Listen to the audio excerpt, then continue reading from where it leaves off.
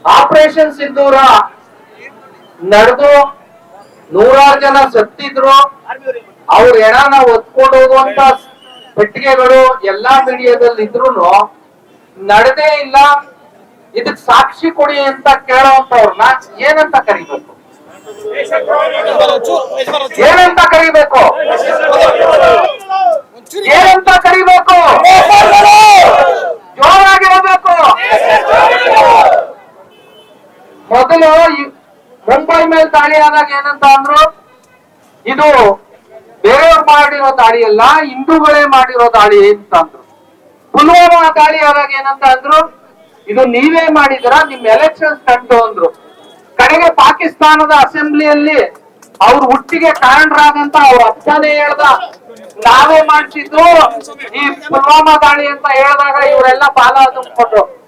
ಇಂಥ ದ್ರೋಹಿಗಳಿಗೂ ಇಂಥ ಪಕ್ಷ ಮತ ಹಾಕ್ತಾರಲ್ಲ, ಇವ್ರಿಗೇನಂತ ಹೇಳ್ಬೇಕು? ನಿರಂತರವಾಗಿ ಯಾವಾಗ್ಲಾರು ಸರಿ ದೇಶದ ಮೇಲೆ ದಾಳಿ ಆದಾಗೆಲ್ಲ ಸರಿ ನಡೆದೇ ಇಲ್ಲ, ಸಾಕ್ಷಿ ಕೊಡಿ, ಈ ರೀತಿ ಮಾಡೋದ್ ಸರಿ ಇಲ್ಲ. ಈಗ್ಲೂ ಯುದ್ಧ ಮಾಡಿದಾಗ ಓಂ ಶಾಂತಿ, ಏನ್ ಗಾಂಧೀಜಿ ಫೋಟೋ ಹಾಕ್ಬಿಟ್ಟು ಶಾಂತಿಯೇ ಮೂಲ ಮಂತ್ರ, ಅದೇ ಯುದ್ಧ ಕಂಟಿನ್ಯೂ ಯಾವುದೋ ಒಂದು ಒತ್ತಡಕ್ಕೆ ಮಾಡೋದು ನಿಲ್ಲಿಸಿದಾಗ ಶಾಂತಿ ಮೂಲ. ಯುದ್ಧ ನಡೆಯುವಾಗ ಶಾಂತಿ, ಯುದ್ಧ ನಿಲ್ಲಿಸಿದಾಗ ಯಾಕೆ ನಿಲ್ಸಿದ್ರಿ ಅಂತ. ಇಂಥ ದೇಶದ್ರೋಹಿಗಳು ಇವನ್ನ ದಯವಿಟ್ಟು ಯಾರು ಮತ ಹಾಕ್ಬೇಡಿ, ಇವರನ್ನ ಧಿಕ್ಕಾರ ಮಾಡಿ. ಅಲ್ಲಿವರೆಗೂ ಈ ದೇಶ ಸುಭಿಕ್ಷವಾಗಿರುತ್ತೆ, ಸದೃಢವಾಗಿರುತ್ತೆ. ದೇಶದ್ರೋಹಿಗಳಿಗೆ ದಯವಿಟ್ಟು ಮತ ಹಾಕ್ಬೇಡಿ.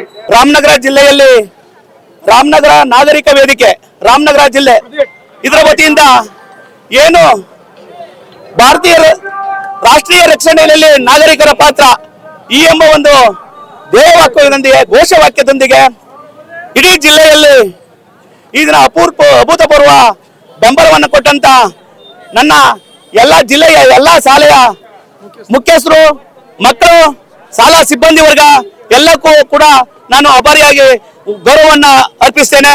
ಹಾಗೂ ನಾಗರಿಕರು ಕೂಡ ಈ ಯಾತ್ರೆಯಲ್ಲಿ ರಾಮನಗರದಲ್ಲಿ ಒಂದು ದೊಡ್ಡ ಯಾತ್ರೆ ಮಾಡಲು ಸಹಕಾರ ನೀಡಿದಂತ ರಾಮನಗರದ ಎಲ್ಲಾ ಜನತೆಗೂ ನಾನು ಹೃತ್ಪೂರ್ವಕ ವಂದನೆ ನಾನು ಮಾತನ್ನು ಮುಗಿಸ್ತೀನಿ.